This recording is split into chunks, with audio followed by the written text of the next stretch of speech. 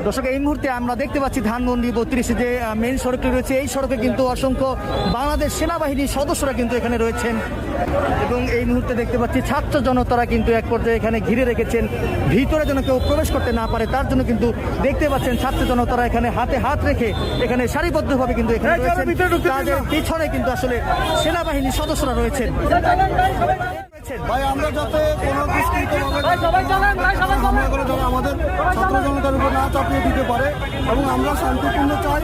আমরা বিগত দিনে আমরা শান্তি চেয়েছি, এখন আমরা শান্তি চাই। তারা বলছিলেন কেউ যেন সেনাবাহিনীর উপরে যারা আক্রমণ করতে না পারে তার জন্য ছাত্র জনতারা এখানে হাতে হাত রেখে অবস্থান নিয়েছেন। ছাত্র জনতারা ভাঙচুর করছেন, এই বাড়িটি ভেঙে ফেলার চেষ্টা করা হচ্ছে।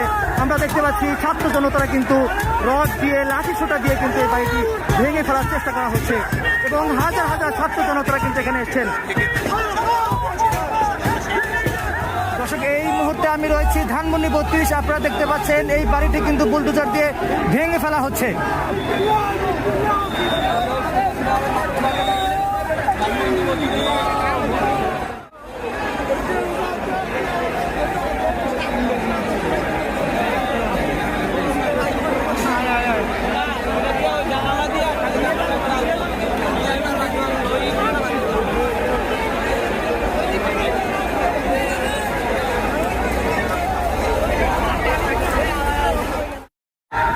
এই মুহূর্তে আছে ধানমন্ডি 32 যে বাড়ি, সেই বাড়ির সামনে রয়েছে। আপনারা দেখতে পাচ্ছেন ছাত্র জনতারা কিন্তু ব্যাপক আকারে এখানে ভাঙচুর করছে।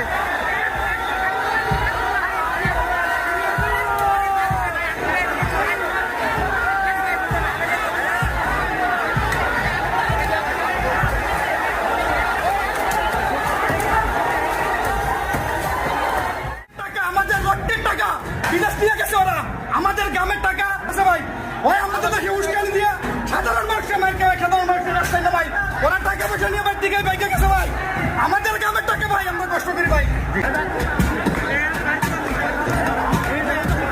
দর্শক, ভিডিওটিতে কোথা থেকে দেখছেন কমেন্টে জানাতে পারেন। আমরা এই মুহূর্তে আপনাদেরকে দেখানোর চেষ্টা করছি ছাত্র জনতারা মিলে কিন্তু এই বাড়িটি ব্যাপক আকারে ভাঙচুর করছেন, পুরো বাড়িটি ভেঙে ফেলার চেষ্টা করা হচ্ছে।